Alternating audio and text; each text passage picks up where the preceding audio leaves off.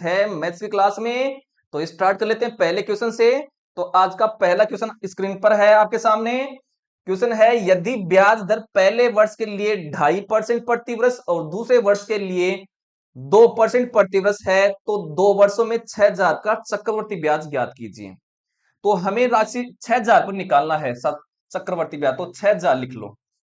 समय कितना है, 2 साल है। जितना समय देता है उतनी हम लाइन खींच लेंगे। तो 2 वर्ष पूछा है तो 2 लाइन हमने खींच ली है।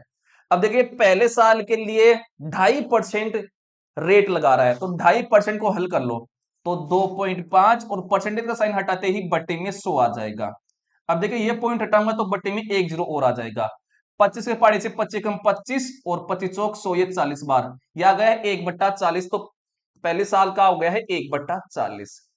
दूसरे साल जो रेट है, जो दर है, वो है 2%। तो इस 2% को हल करेंगे तो 2 और परसेंटेज का साइन हटाते ही बट्टे में 100। 2 के पाड़े से 1 बार और 2 के पाड़े से कितनी बार गया है, 50 बार। तो आ गया 1/50। तो यहां पे लिख देंगे 1/50। ठीक है। अब सुनिए, हमें 6,000 का 1/40 भाग निकालना है। तो कैसे निकालेंगे, 1/40 और किसका निकालना है, 6,000 का, तो इंटू 6,000। ठीक है। चलो तो 1 जीरो से 1 जीरो कट गया है। अब 4 का भाग दें किसमें, 600 में। तो 4 एकम 4 और 4 पंजू 20 और ये हो गया 0। तो ये गया 150 आया है। ये 150 यहां पे लिख देंगे। अब 1/50 भाग निकालेंगे 6,000 का, तो ऐसे निकाल लेना है। तो 1 जीरो से 1 जीरो कट जाएगा, आ जाएगा 120। ठीक है। अब इस 150 पर यहां पर ब्याज लगेगा कितना, 1/50। तो 1/50 निकालेंगे 150 का, तो कितना आ जाएगा, 3 रुपया आ जाएगा। ठीक है। अब ये टोटल हमारे पास आ गया चक्रवर्ती ब्याज, इसको ऐड कर लेंगे। तो ये हो गया टोटल 273 हो गया, इनको ऐड करने पर कितना हुआ है, 273, जो कि ऑप्शन नंबर ए हमारा क्या हो गया है, आंसर हो गया है। अब चलते हैं अगले क्वेश्चन की तरफ। अगला देखिए, 6 के प्रथम 8 गुणजों का औसत ज्ञात कीजिए। तो किसके बताना है, 6 के। जब भी ऐसे पूछे तो जिसका पूछे उसका पहाड़ा लिख दो, और कहां तक पूछ रहा है, 8 तक, तो 8 तक पहाड़ा लिख दो। तो कैसे, ये लिख देंगे ऐसे, 6 कम 6, 6 दूनी 12, 6 ती 18, 6 चौक 24, 6 पंजू 30, 36, 42 और 48। इन संख्याओं का हमें औसत निकालना है। ठीक है। तो क्या करना है, पहली संख्या लेना है और लास्ट वाली संख्या लेना है। तो 6 और इन दोनों को ऐड कर देना है और 2 का भाग देना है। तो ये कितना हो गया है, 8 6 कितना हो गया है, 14, और ये हो गया 5 और बटे में 2, ये कितना हो गया है, 27। तो इनका जो आया है हमारे पास औसत, वो कितना आया है, 27, जो कि ऑप्शन नंबर डी हमारा क्या हो गया है, आंसर हो गया है। नेक्स्ट क्वेश्चन देखिए।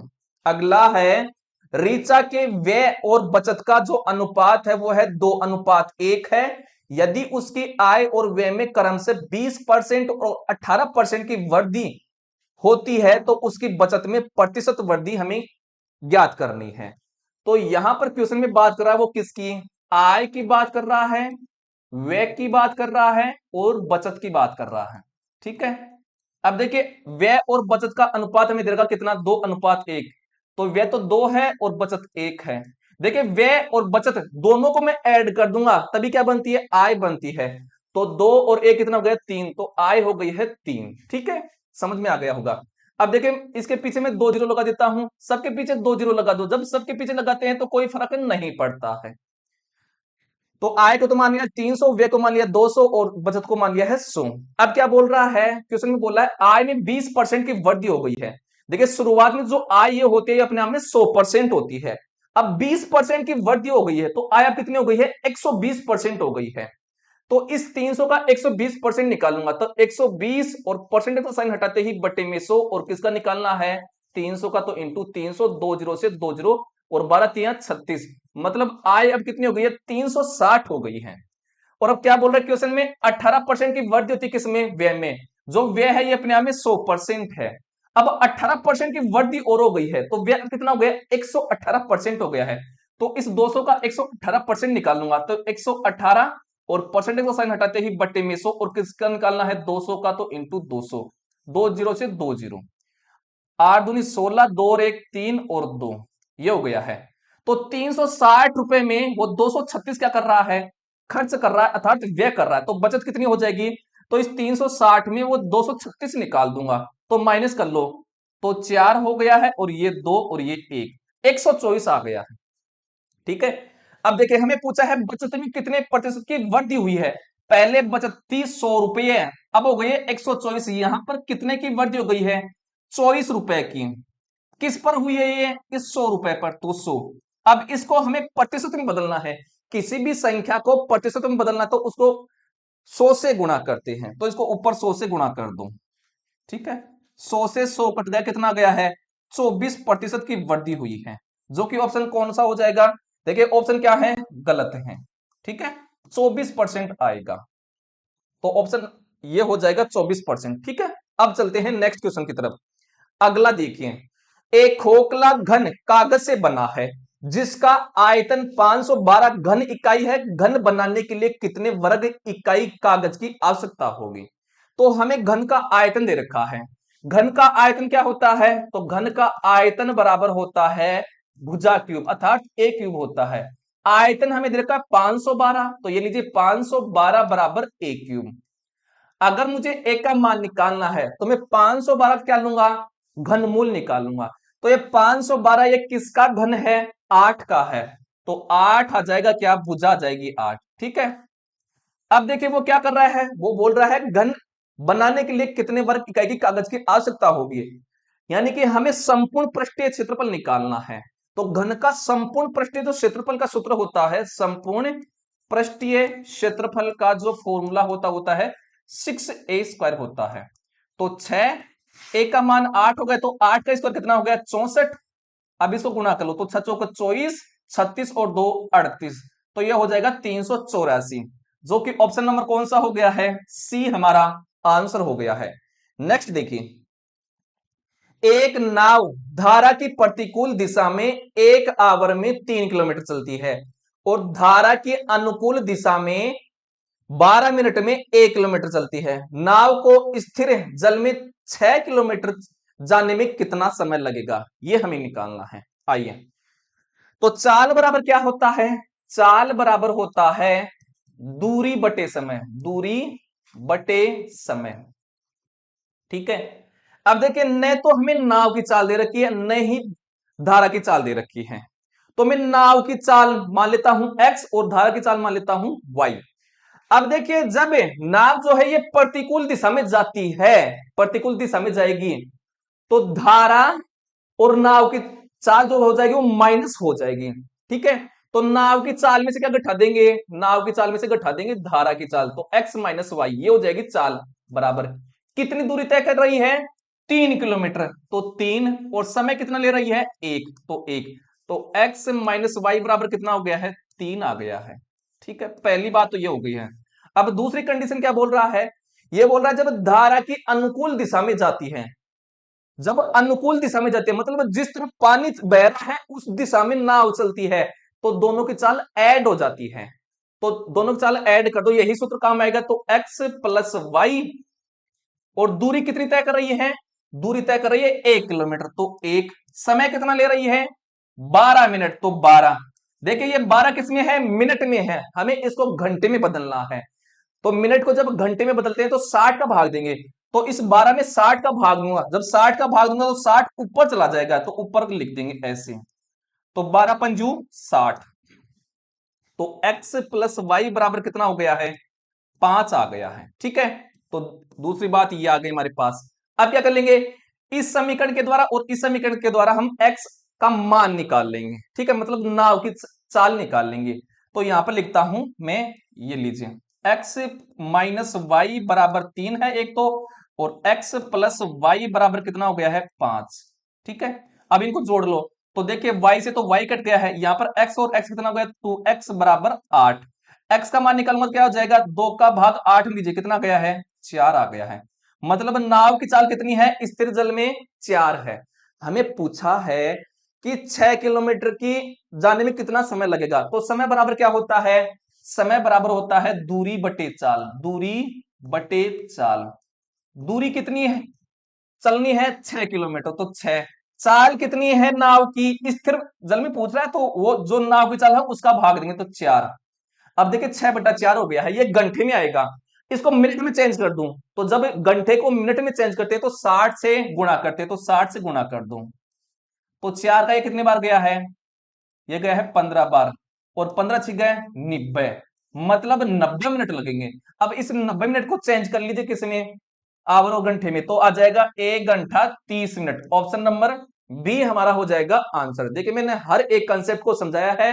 अगर मैं ये करता सीधा तो ना ये 30 सेकंड का क्वेश्चन था, मैं डायरेक्ट ये बना लेता है ना, ये वाला और ये वाला, फिर इनको माइनस करके वो नाव की चाल ले आता, लेकिन मैंने हर एक कंसेप्ट आपके सामने प्रस्तुत किया है। अब चलते हैं नेक्स्ट क्वेश्चन की तरफ। अगला क्वेश्चन देखिए, एक त्रिभुज के दो कोणों की माप जो है वो 3:7 के अनुपात में है। यदि इन दोनों का मापों का योग जो है वो तीसरे कोण की माप के बराबर है तो सबसे छोटे कोण का मान ज्ञात कीजिए। तो 3 कोण है, पहला अनुपात दूसरा अनुपात तीसरा, ये है। दो कोणों का अनुपात तो दे रखा है 3:7, 3:7। अब देखिए क्वेश्चन में ये बोला है यदि इन तीन दोनों कोणों का जो योग होता है, इन दोनों कोणों का योग ये तीसरे कोण की माप के बराबर है, तो इन दोनों को जोड़ दीजिए, 7 और 3 10, ये तीसरे कोण के बराबर हो जाएगा, मतलब 10 ही क्या हो जाएगा, तीसरे कोण का मान है, तो 10 यहां पर लिख देंगे। ठीक है, ये बात समझ में आ गई होगी। अब जो आपका त्रिभुज होता है, त्रिभुज के तीनों कोणों का योग होता है 180 डिग्री, तो 180 डिग्री होता है। ठीक है, हमें क्या निकलना है, सबसे छोटा कोण। एक बार अनुपात को जोड़िए, 10 और 7 कितना हो गया, 17, और 17 और 3 20, मतलब इसको 20 भागों में बांटा गया, किसको, 180 को। तो 20 का भाग दीजिए ताकि एक भाग का मान आ जाएगा, तो 1 जीरो से 1 जीरो, ये 2 का जा रहा है 9 बार, मतलब एक भाग का मान कितना गया है, 9। हमें बोल रहा है सबसे छोटा कोण, सबसे छोटा कोण, तो अनुपात में सबसे छोटा मान किसका है, इस एक का है, तो हमें 3 भाग का मान निकालना है। तो 3 भाग का मान निकालूंगा, क्या करूंगा, एक भाग का मान 9 है, तो 3 का कितना हो जाएगा, तो 9 से गुणा कर दूं, तो 9 3 27, तो सबसे छोटा कोण आ गया है 27 डिग्री। ऑप्शन नंबर बी हमारा हो गया है आंसर। नेक्स्ट क्वेश्चन देखिए, अगला है, एक कर्मचारी के वेतन में पहले 45% की वृद्धि की जाती है और फिर 45% की कमी की जाती है, उसके वेतन में प्रभावी परिवर्तन की गणना करें। देखिए जब भी इस प्रकार के क्वेश्चन आए कि एक बार घटाता है कम करता है, या फिर एक बार बढ़ाता है फिर कम करता है, तो इस प्रकार के क्वेश्चन के लिए एक सूत्र होता है, क्या वो होता है, x plus Y plus X Y, और बटे में क्या जाएगा, 100 आ जाएगा, यह सूत्र होता है। अब देखिए जो घट रहा है उसके साथ माइनस का चिन्ह लेंगे, और जो बढ़ रहा है उसके साथ प्लस का चिन्ह लेंगे। एक्स है, एक्स किसी को मान लो, इसको मान लो, एक्स इसको मान लो, और वाई इसको मान लीजिए। ठीक है, चलिए, तो वहां पर वृद्धि हो रही है तो एक्स का मान तो प्लस का होगा, तो 45। वाई का मान देखिए घट रहा है तो माइनस का साइन लूंगा, तो -45, फिर प्लस एक्स का मान क्या है, 45, तो ये क्वेश्चन लीजिए 45 गुणा y का मान क्या है, 45, तो माइनस होगा क्योंकि घट रहा है, तो माइनस का 45, और बटे में क्या हो जाएगा, 100 हो जाएगा। ठीक है, अब देखिए ये प्लस का है, ये माइनस का है, तो ये तो कट जाएंगे, है ना, जीरो हो जाएगा ये मान। तो अब 45 को 45 से गुणा करेंगे, तो ये 25 और ये हो जाएगा 20, 20 25 आएगा। और देखिए माइनस और प्लस की संख्या को गुणा करूंगा तो माइनस आ जाएगा, और बटे में 2 जीरो है, तो राइट साइड में 2 अंक छोड़ करके पॉइंट लगा दूंगा, तो पॉइंट आ गया है। ठीक है, अब देखिए वैल्यू किसकी आ रही है, माइनस की। जब वैल्यू माइनस की आती है तो कमी होती है, और जब वैल्यू प्लस की आती तो वृद्धि होती। तो हमारे पास वैल्यू माइनस की आ रही है तो क्या होगी, कमी होगी। तो कौन सा हो जाएगा, 20 25 कहां पर है, ऑप्शन नंबर ए हो जाएगा आंसर। ठीक है, समझ में आ गया होगा। नेक्स्ट क्वेश्चन देखिए, अगला क्वेश्चन है, 3 टैंकरों में लगभग 585 लीटर, 675 लीटर और 855 लीटर पानी आ सकता है। उस कंटेनर की अधिकतम क्षमता ज्ञात कीजिए जो इन तीनों टैंकरों के पानी को प्रत्येक बार माप सकता है। ठीक है, जब भी इस प्रकार क्वेश्चन आए और बोले अधिकतम या सबसे बड़ा, तो इस प्रकार के प्रश्नों में दी हुई संख्याओं का एचसीएफ निकालते हैं। ठीक है, तो सबसे पहले हम 585 क्या निकालते हैं, एफ भाज्य गुणनखंड। तो 585 का निकालो, तो 585 भाग हमेशा एफ भाज्य संख्या का देंगे, तो इसमें 5 का भाग जा रहा है कितनी बार, एक बार, एक बार, 7 बार। अब देखिए इसमें 3 का भाग जा रहा है, तो ये 3 बार 9 बार। अब 3 का दोबारा से जा रहा है कितनी बार, 13 बार। ठीक है, अब 13 में 13 का ही जा रहा है एक बार। ऐसे ही करेंगे 675 का, तो 675 का कर लूं, तो 5 का भाग जा रहा है एक बार, फिर 3 बार और फिर 5 बार, फिर से 5 का जा रहा है कितनी बार, ये जा रहा है 2 बार और 7 बार। अब 3 का जा रहा है कितनी बार, 9 बार, फिर से 3 का जा रहा है कितनी बार, 3 बार, फिर से जा रहा है 3 का 1 बार। ऐसे ही हमें निकालना है 855 का, तो 855 का निकाल लीजिए। तो इसमें 5 का भाग जा रहा है एक बार, 7 बार और 1 बार, ठीक है। अब इसमें किसका जा रहा है, 3 का जा रहा है, तो 5 बार और 7 बार, फिर से 3 का जा रहा है 1 बार और 9 बार, ठीक है। अब 19 में 19 का ही जा रहा है 1 बार, ठीक है। अगर निकालेंगे एलसीएम, कैसे निकालेंगे, एलसीएम में वो गुणनखंड लेंगे तो तीनों के गुणनखंड में है। तो मैं कलर चेंज करके बताता हूं, देखिए यहां पर 5 है, यहां पर 5 है, यहां पर 5 है, तो जो गुणनखंड तीनों में होगा उसको शामिल करेंगे, तो 5 हो गया एक। तो अब देखिए यहां पर 3 है, यहां पर 3 है, यहां पर 3 है, तो 3 ले लेंगे, तीनों में है, ठीक है। अब फिर से देखिए यहां पर 3 है, यहां पर 3 है, यहां पर 3 है, तो 3 को फिर से ले लेंगे, ठीक है। देखिए यहां पर 13 है, लेकिन यहां पर नहीं है, यहां पर नहीं, तीनों में नहीं है, तो नहीं लेंगे, ठीक है। अब सुनिए यहां पर 5 है, लेकिन इस तरफ और 5 नहीं है, इस तरफ नहीं है, नहीं लेंगे 5 को। देखिए यहां पर 3 है, लेकिन इस तरफ और 3 नहीं है, इस तरफ नहीं है, नहीं लेंगे। यहां पर 19 है, लेकिन इस तरफ नहीं है, इस तरफ नहीं है, तो नहीं लेंगे। तो जो तीनों के गुणनखंड में होगा वो लेंगे और फिर संख्या को गुणा कर लेंगे। तो 5 3 15 और 15 3 45, तो 45 क्या हो गया है, इसका एलसीएम आ गया है, जो कि ऑप्शन नंबर सी हमारा क्या हो गया है, आंसर हो गया है, ठीक है। नेक्स्ट क्वेश्चन देखिए, अगला है 90 कलमों को बेचने पर एक दुकानदार को 30 कलमों के विक्रय मूल्य के बराबर लाभ होता है, उसका लाभ प्रतिशत बताओ। क्वेश्चन बोल रहा है कि जब मैंने 90 वस्तु बेची तो मुझे 30 रुपए का लाभ हुआ है, तो मैंने खरीदी कितने में थी वो, तो 90 में मैं 30 निकाल दूं तो उतने में खरीदी थी, तो 90 में 30 निकाल दो तो आ जाएगा क्या, क्रय मूल्य, अर्थात सीपी आ जाएगा कितना, 60, ठीक है। लाभ कितने का हो रहा है, 30 का। अब देखिए लाभ और हानि हमेशा क्रय मूल्य पर निकालते हैं, क्रय मूल्य कितना है, 60 है, तो बटे 60। और देखिए हमें प्रतिशत में अंश लाना है, किसी भी संख्या को प्रतिशत में बदलने के लिए 100 से गुणा करते हैं, तो इसको 100 से गुणा कर दूं। देखिए 10 से 10 300 जा रहा है 2 बार, और 2 से जा रहा है कितनी बार, 50 बार, तो यह गया है 50%, तो उसको 50% का लाभ हुआ है, जो कि ऑप्शन नंबर सी हमारा क्या हो गया है, आंसर हो गया है।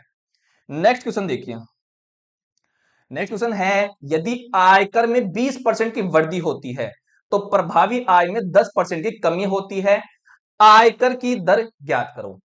तो हमें बोला है जो आयकर है, आयकर, इसमें वृद्धि हो रही कितने की, 20%, तो इसका 20% निकालूं। ऐसा करने पर बोल रहा है कि प्रभावी जो आय है, प्रभावी आय, प्रभावी आय, उसमें क्या हो रहा है, 10% की कमी, तो इसका 10% निकाल लूं, तो 10 और परसेंट का साइन हटाते ही बटे में 100, ये हो गए हैं बराबर, ठीक है। अब देखिए 100 से 100 तो 100 कट गया, 1 जीरो से 1 जीरो कट गया है, तो इस तरफ तो आयकर आ गई है, और बटे इस तरफ ले प्रभावी आय, तो प्रभावी आय बराबर, इस तरफ एक है तो एक, और ये 2 चला जाएगा इस एक के बटे में, ठीक है। मतलब टैक्स जो लग रहा है वो कितना लग रहा है, 1 रुपया लग रहा है, और हमें पूछ रहा है आयकर की दर बताओ, तो 1 रुपया लग रहा है। अब आय कितनी हो जाएगी, इस टैक्स को और इस प्रभावी आय को जोड़ेंगे तब आएगी उसकी कुल आय, तो ये हो गई है 3, तो 3 रुपए पर लग रहा है एक टैक्स, और इसको प्रतिशत में चेंज करना है ना, परसेंटेज में, किसी भी संख्या को प्रतिशत में बदलते हैं तो उसको 100 से गुणा करते हैं, तो 100 से गुणा कर दो। अब 3 का भाग देखिए इसमें जा रहा है कितनी बार, क्या जाएगा, 33.3333 आ जाएगा परसेंट, ठीक है। इतना रेट है उसका, तो ऑप्शन नंबर सी हमारा क्या हो गया है, आंसर हो गया है, ठीक है। आई होप समझ में आ गया होगा। तो देखिए 100 को 1 से गुणा करेंगे तो 100, ये समझ नहीं आएगा, 100 और बटे नीचे आ गया है 3, तो यह हो गया 3 तिया 9, 3 बार, फिर से हो गया 3 और 33%, ठीक है। ऑप्शन नंबर सी हमारा हो गया है आंसर। नेक्स्ट क्वेश्चन देखिए, अगला क्वेश्चन हमारे सामने, एक त्रिकोणीय बोर्ड के कोर 12 मीटर, 35 मीटर और 37 मीटर हैं, इसे ₹8 मीटर स्क्वायर की दर से पेंट कराने का व्यय ज्ञात कीजिए। तो हमें त्रिभुज दे रखा है। अब ये त्रिभुज कौन सा है? तो देखिए त्रिभुज, देखिए आप 12, 35 और 37 ये ट्रिपलेट होते हैं। ट्रिपलेट क्या जानते हो?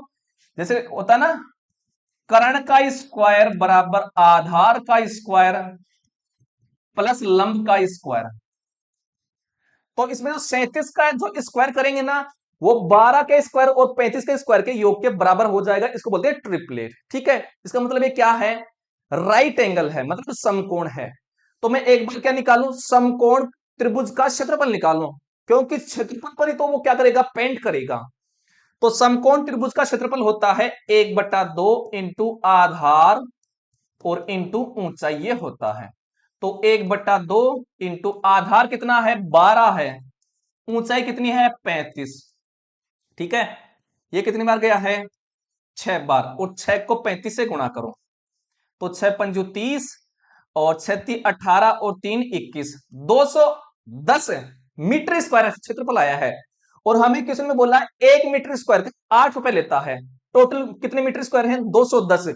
तो अगर मैं इसको 8 से गुणा कर दूंगा तो टोटल क्या आ जाएगा? खर्चा आ जाएगा। तो गुणा कर दो, 0 8 और 8 दूनी 16, अगर 1680 रुपए लगेंगे, जो कि ऑप्शन नंबर कौन सा हो गया है? ए हमारा आंसर हो गया है। ठीक है, तो ये होते हैं आज की क्लास के क्वेश्चन। अगर आपको ये क्लास देखिए अच्छी लगती है, हमारा पढ़ाने का तरीका अच्छा लगता है, तो इस क्लास को जरूर से लाइक करो और इसको शेयर जरूर कीजिएगा और चैनल